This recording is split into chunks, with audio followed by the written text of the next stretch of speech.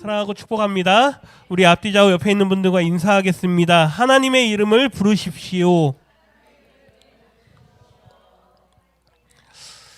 우리 한 번 더 얘기해 주시겠습니까? 더 많이 부르십시오. 네. 기도로 사는 사람이 누구다? 제자다라고 하는 그러한 제목으로 함께 말씀을 나누고 있습니다. 오늘은 세 번째 시간인데요. 기도는 하나님의 이름을 부르는 것으로부터 시작된다라고 말씀드렸습니다. 그래서 지난주에는 아담 이후에 아담이 이제 에덴에서 쫓겨나게 되고 이제 가인과 아벨을 낳았는데 그 형제의 다툼 속에서 결국 두 아들을 다 잃게 되는, 그 다음에 하나님께서 셋을 그의 가정에 주셨고 그 셋이 아들을 낳아서 이름을 에노스라고 지었다라고 하는 말씀을 보았습니다. 에노스의 뜻이 뭐였냐면 연약한 사람이죠. 연약한 사람. 다음 거 좀 넘겨주세요. 네, 연약한 사람.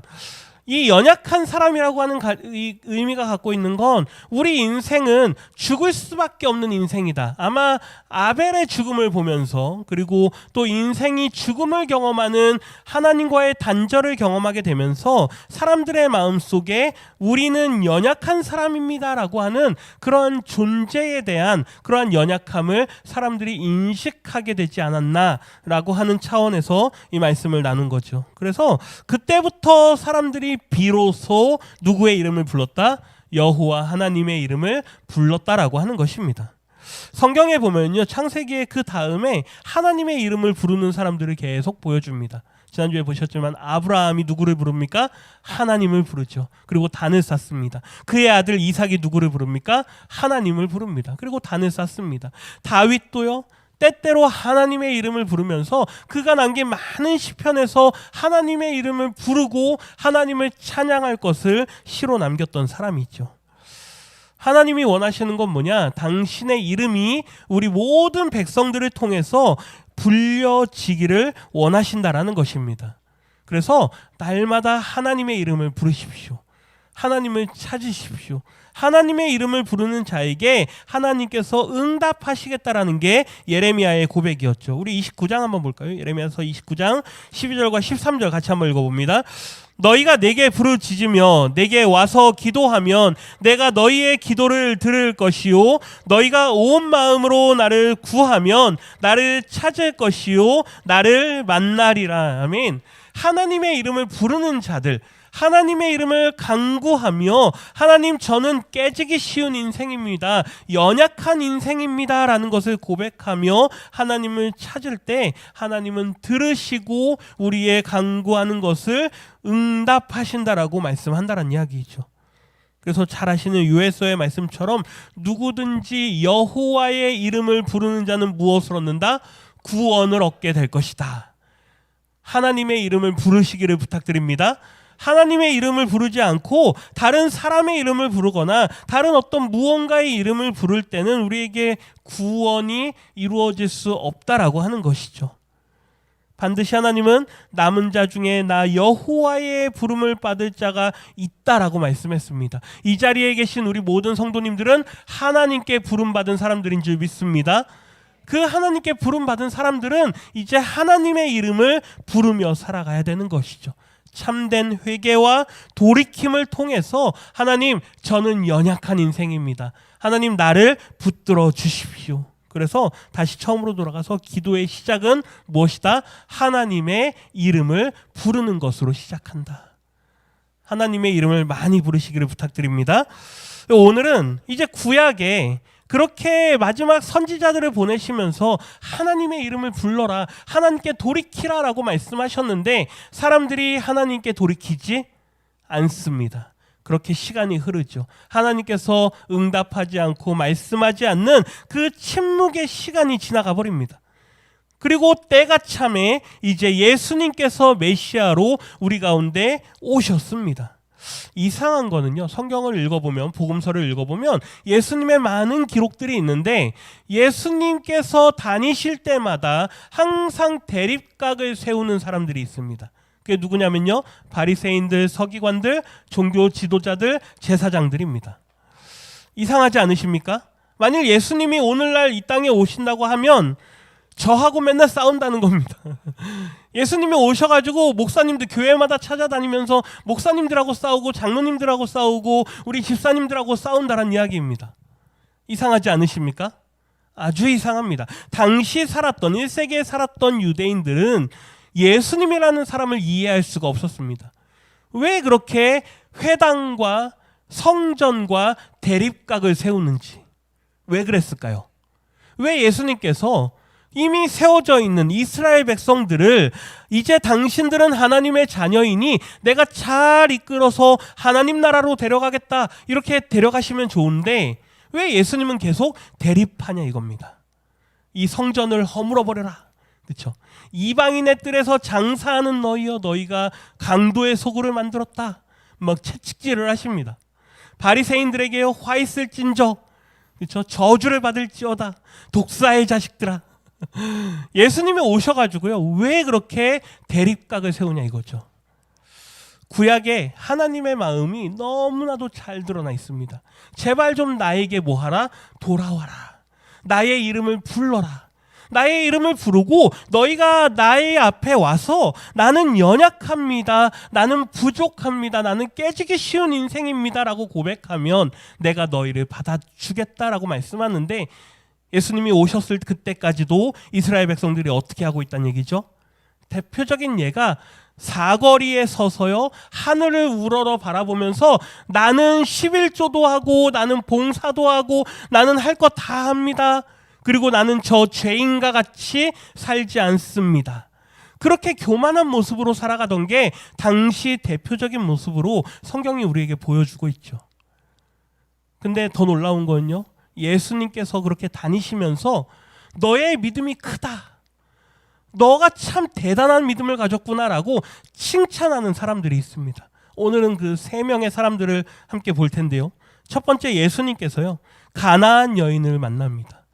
이 가나안 여인은 이방 여인입니다. 그런데 이 가나안 여인이 하는 행동을 보십시오. 예수님의 이름을 부릅니다. 바리새인들, 서기관들, 제사장들 그 어느 누구도 예수님의 이름을 부르지 않고 그저 나사렛에서 난 저 나사렛이라는 건 아주 작은 마을에서 무슨 선지자가 날 수 있느냐, 대단한 사람이 날 수 없는, 쉽게 말씀드릴까요? 빼뻘 마을에서 무슨 대단한 사람이 나오겠느냐 이런 겁니다.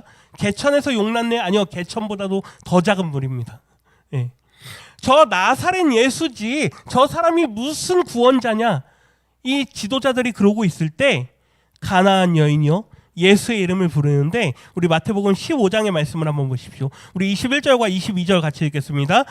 예수께서 거기서 나가사 두로와 시돈 지방으로 들어가시니 가나안 여자 하나가 그 지경에서 나와서 소리 질러 이르되, 이 가나안 여인이 예수님을 보자마자 크라조, 이거는 영어의 cry라는 단어의 어원이 되는 단어인데요. 크라조 뭡니까? 소리를 치는 겁니다. cry out, 막 소리치면서 예수님 이렇게 부르는데요. 하반절 같이 읽습니다. 22절입니다. 주 다윗의 자손이여 나를 불쌍히 여기소서. 여기까지 봅니다. 이 여인이 다윗의 자손이여 라고 예수님을 부르면서 뭐라고 그럽니까? 나를 어떻게요? 불쌍히 여기소서. 에노스라고 하는 그 아들 이름을 지었을 때 깨지기 쉬운 연약한 사람이다라고 하는 그 이름으로 에노스라는 이름을 주었는데 그들이 하나님의 이름을 불렀습니다. 그런데 복음서가 시작되면서 예수님이 다니는 곳마다 이방 사람들이 예수님에게 찾아와가지고요. 저 한번 따라 하시겠습니까? 예수님, 나를 불쌍히 여겨주십시오. 예수님의 이름을 부르면서 나를 불쌍히 여겨주십시오 라고 이야기합니다. 내 딸이 흉악하게 귀신 들렸나이다. 우리는 주목하는 게요, 이 사람들의 상황에 주목합니다. 그래서 당신이 귀신 들렸습니까? 그러면 누구의 이름을 부르십시오. 예수님의 이름을 부르십시오. 막 이렇게 합니다. 그 상황은 그저 전제되는 상황일 뿐이지 이 사람들은 어떤 상황이든 예수의 이름을 부를 준비가 돼 있는 사람들인 줄 믿습니다. 우리 성도님들이 아무리 극한의 상황에 있을 때는, 내가 아주 힘든 상황에 있을 때는 시키지 않아도 예수님의 이름을 부릅니다. 물론 그러한 상황에서도 예수의 이름을 부르지 않는 분들도 있습니다. 아주 용기가 대단한 분들이죠. 근데 그러한 상황이 아닐지라도 예수의 이름을 부르면서 나를 어떻게 여겨주십시오? 불쌍히 여겨주십시오. 이거는요, 매일의 기도입니다. 내가 아주 어려움을 당했을 때만 불쌍히 여겨주십시오가 아니고요, 매일매일 하나님 앞에 나와서 어떻게 해요? 나를 불쌍히 여겨주십시오. 하나님 앞에 연약함을 고백하는 인생만이 하나님의 이름을 부를 수 있고 하나님 앞에 기도할 수 있는 줄 믿습니다. 평소에 하나님 앞에 기도 안 해도 되십니까? 뭐 그래도 아무 일이 일어나지 않죠. 네. 화가 쌓이고 있는 줄 믿습니다. 네. 계속해서 하나님의 이름을 부르시면서요, 매일매일 하나님 나를 어떻게 여겨주십시오? 불쌍히 여겨주십시오. 25절에 보면요, 이 여인이 예수님 앞에 와가지고 절하면서 저를 어떻게 해주세요? 도우소서, 나를 좀 도와주십시오. 예수님의 대답을 한번 보십시오. 26절 같이 읽습니다. 대답하여 이르되 자녀의 떡을 취하여 개들에게 던짐이 마땅하지 아니하니라. 아멘. 모욕도 이런 모욕이 없습니다. 너는 이방 여인이다. 나는 유대인이고 우리는 하나님께 선택받은 백성이다. 이방인들은 다 죄인이다. 우리는 아들들이고 주인들이지 너희 개와 같은, 죄송합니다, 너희 개와 같은 민족들에게 은혜를 나누어 줄 게 없다. 이런 말을 들으면 참으시겠습니까? 참으시겠습니까? 이 여인의 반응을 볼까요? 잘 아시잖아요. 27절 같이 읽겠습니다. 여자가 이르되 주여 올소이다마는 개들도 제 주인의 상에서 떨어지는 부스러기를 먹나이다 하니. 아멘. 이 말씀을 어떤 사람들은 모성애로 해석을 합니다. 이 어머니가 얼마나 자기 딸을 사랑하는 마음이 크면 이 수치와 모욕을 다 견디겠느냐. 그것도 맞습니다. 어머니의 마음은 그런 거죠. 아무리 수치를 당하고 욕을 당해도 자기 딸을 구원할 수 있다면 그것까지도 인내하고 견뎌내는 게 어머니의 마음입니다.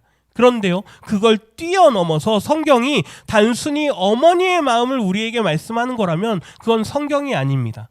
하나님의 말씀이 아니죠. 하나님께서 우리에게 원하시는 건 뭐냐? 어머니의 마음을 뛰어넘으라는 것입니다. 어머니일지라도 이렇게 할 정도인데 그러면 뭐 아버지들은 못한다 이겁니까? 그게 아니잖아요. 누구나가 다 하나님 앞에서 이런 모욕을 받을지라도 나도 부스러기 같은 은혜라도 받을 수 있는 은혜를 허락해 주십시오라고 하나님 앞에 나아가라라는 것이죠. 어떤 사람이 이렇게 할 수 있을까요? 어떤 사람이요?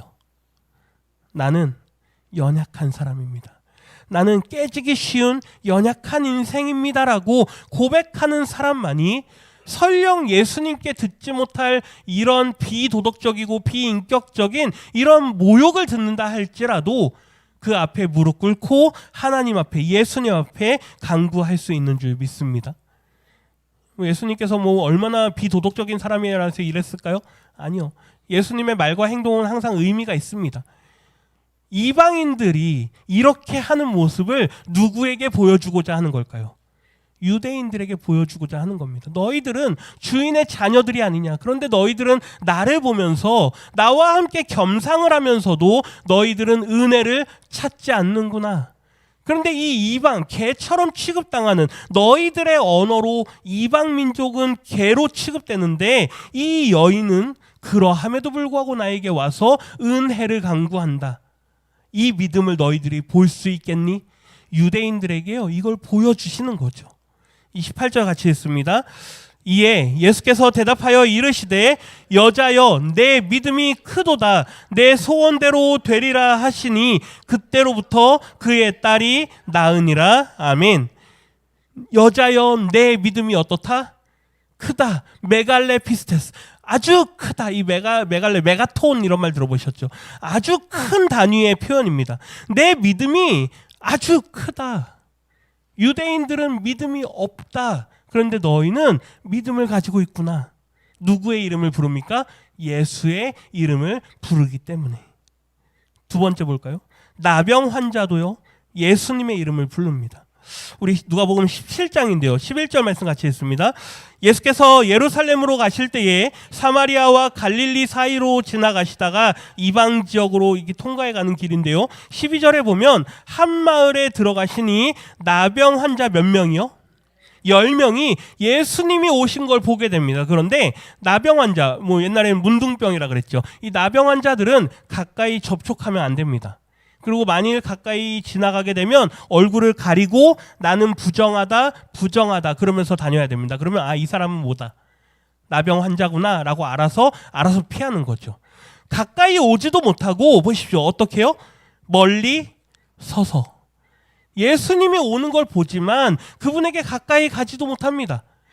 그저 멀리 서서 13절 같이 읽겠습니다. 소리를 높여 이르되 예수 선생님이여 우리를 불쌍히 여기소서 하거늘. 아멘. 예수님을 향해서 크라죠. 소리를 높이면서 우리를 어떻게 해주십시오?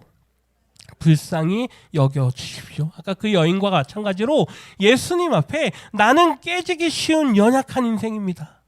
나를 좀 어떻게 해요? 불쌍히 여겨주십시오. 나를 불쌍히 여겨달라고 말할 수 있는 사람만이 예수님의 이름을 부를 수 있는 줄 믿습니다. 교회 와가지고 제가 예배 시간에 저 한번 따라 하시겠습니까? 예수님 하면요, 예수님 잘합니다. 주여 하면요, 주여 잘합니다.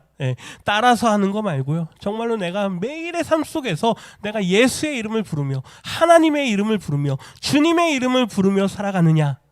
어떤 사람이 할 수 있다고요? 나를 불쌍히 여겨 주소서. 14절 보십시오. 예수님께서요, 그들의 모습을 봅니다. 멀리 서서 저들이 막 소리치니까 가서 제사장들에게 너희 몸을 보이라. 이건 율법입니다. 이게 나은 걸 확인하기 위해선 제사장이 보고 나았다. 저희 이삭이가 지난주에 수두에 걸렸었는데요. 한 3일 이제 격리했었습니다. 그리고 병원에 가서 의사 선생님이 다 나았다 판단을 해주고 증명서를 떼줘야 학교에 갈 수 있었습니다. 똑같습니다. 제사장들이 이 문둥병이 다 나았습니다 라고 확인해야 부정이 떠나가는 거죠. 그런데 보십시오. 그들이 가다가 어떻게 됩니까? 깨끗함을 다 받게 됩니다. 봤겠죠. 자기들 몸에 있던 진물이 나고 막 이러던 것들이 점점 새살로 바뀌고 있는 걸 그들이 경험을 했을 겁니다. 근데 15절에 보니까요, 그 중에 한 사람이 자기가 낳은 것을 보고 어떻게 합니까? 큰 소리로 하나님께 영광을 돌리며 돌아와 16절 같이 읽겠습니다. 예수의 발 아래에 엎드리어 감사하니 그는 사마리아 사람이라. 아멘. 여기서도 이방 사람입니다. 누구요? 사마리아 사람. 유대인들은 그 은혜를 경험해도 하나님께 감사하는 사람이 없다. 그런데 이 사마리아 사람 한 사람만이 예수님에게 돌아와서 감사하며 엎드립니다. 19절을 보니까 예수님께서 이렇게 말씀하시죠. 일어나 가라. 너희의 믿음이 너를 뭐했다? 구원하였다. 여기서도 예수님은 무엇을 말씀합니까? 믿음을 말씀합니다. 믿음은 오직 주님의 이름을 부르는 사람들에게서만 나타나는 줄 믿습니다. 예수님의 이름을 불러야 믿음이 나온다 이거죠. 바꿔 말씀드릴까요? 믿음 있는 사람이 예수님의 이름을 부를 수 있는 줄 믿습니다. 시켜서 하는 거 말고요. 세 번째입니다. 맹인도 예수님의 이름을 부르는데요. 그 뒤에 17절 넘어가서요. 18절에 보면 18절 38절 우리 같이 한번 읽어볼까요? 맹인이 외쳐 이르되 다윗의 자손 예수여 나를 불쌍히 여기소서 하거늘. 아멘. 맹인 역시 예수님을 향해서 크라죠. 소리칩니다. 그러면서 뭐라 그럽니까? 다윗의 자손 예수여 나를 불쌍히 여기소서. 구약에 있는 하나님 앞에 연약함을 고백하는 인생이라고 하는 그 주제가 신약 성경으로 복음서로 들어오면서 그대로 흘러 들어옵니다. 하나님 앞에 연약함을 고백하는 인생만이 하나님의 구원을 받는다라고 하는 그 구원의 놀라운 진리를 신약에서 그대로 보여주고 있다는 거죠. 조금 신학적인 이야기이지만 하나님께서 이스라엘 백성들을 택하시면서 내가 너희들을 왜 택했느냐 그 택하신 이유를 말씀합니다. 너희의 수가 많기 때문이 아니다. 너희가 강한 나라여서 내가 너희를 택한 게 아니다. 만약 강한 나라면 아수르나 바벨론을 택했을 거다. 그런데 내가 너희를 택한 이유는 너희의 수가 작기 때문이다. 연약한 민족이기 때문이다. 연약한 민족은 누구를 의지하며 살아야 되니까요. 하나님을. 그런데 자꾸 누구를 의지합니까? 애굽을 의지하고 아수르를 의지하고 바벨론을 의지하고, 이러니까 하나님께서 이스라엘을 뭐 하는 겁니까? 심판하는 겁니다. 그게 구약의 역사입니다. 하나님께서 원하시는 건 너희의 연약함을 인정해라. 너희의 연약함을 고백하고 내 앞에 나와서 너희의 모든 어려움을 다 구할 때 내가 그걸 듣고 응답해 주겠다라고 하는 거죠. 나를 불쌍히 여기소서 이렇게 말하니까 사람들이요, 앞서가는 자들이 그 사람을 어떻게 합니까? 막 꾸짖습니다. 뭐 해라, 조용히 해라, 지금 우리 선생님 지나가시는데 왜 이렇게 떠드냐, 막 이거죠. 그런데 그가 어떻게 합니까? 더 크게 크라죠. 더 크게 소리 지르면서 다윗의 자손이여 나를 불쌍히 여기소서. 41절 한번 보십시오. 41절에 보면 예수님께서 그 사람을 불러서 내가 너한테 뭘 해주기를 원하느냐, 그러니까 보기를 원합니다. 맹인이니까요. 보기를 원합니다. 우리 42절 같이 읽겠습니다. 예수께서 그에게 이르시되 보라 내 믿음이 너를 구원하였느니라 하시매. 아멘.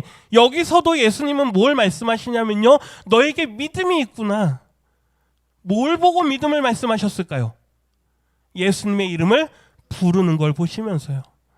기도한다라고 하면서요, 아무리 많은 말을 해도요, 예수님을 믿는 믿음과 하나님을 믿는 믿음이 없이는, 내가 연약합니다라는 그러한 고백이 없이는 아무리 많은 말을 드려도 하나님 앞에 전달될 수가 없다라는 것입니다. 부탁드리는 것은 피상적으로 드리는 기도를 하지 마시기를 부탁드립니다. 하나님 앞에 간절하게 기도하십시오. 하나님, 저는 연약합니다. 저를 불쌍히 여겨주십시오.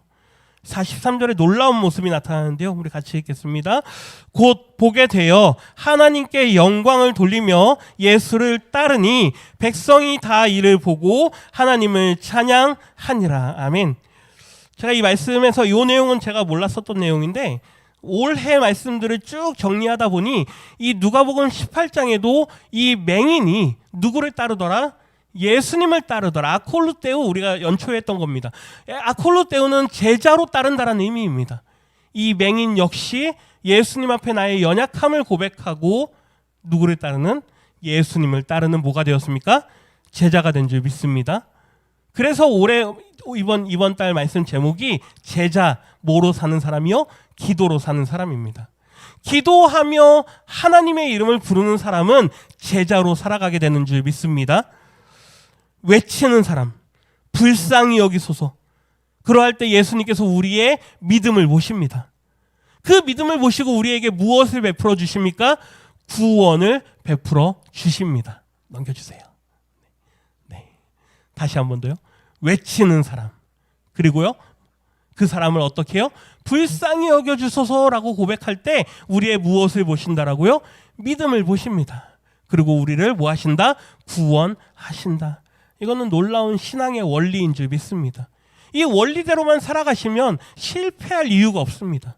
믿음 생활이 어렵고 힘들지만 이 믿음의 원리 안에서 하나님의 이름을 외쳐 부르고 불쌍히 여겨주소서 우리의 믿음을 보실 때 하나님의 구원이 우리에게 임한다라는 것을 사도 바울이 오늘 읽은 본문 말씀 로마서 10장에서 너무나도 잘 정리해놨습니다. 우리 이 내용만 읽고 말씀 마치도록 하겠습니다. 우리 로마서 10장 한번 보십시오. 9절 말씀인데요, 상반절 같이 읽습니다.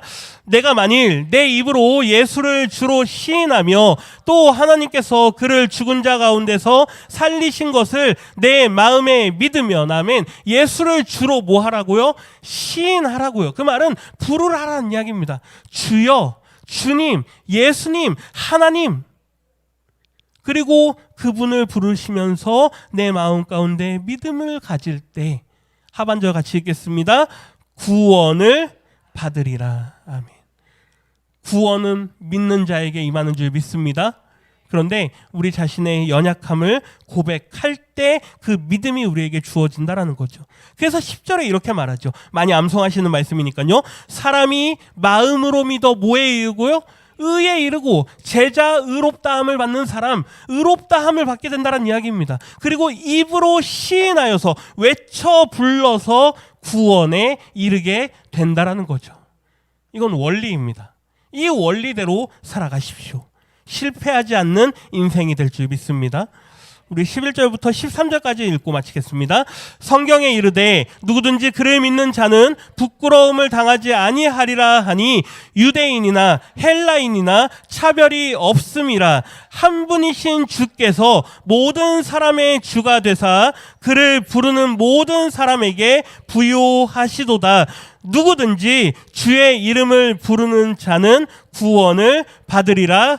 아멘. 제자는요, 기도로 사는 사람입니다. 예수님의 이름을 부르며 하나님의 이름을 부르며 사는 사람이 참된 제자인 줄 믿습니다.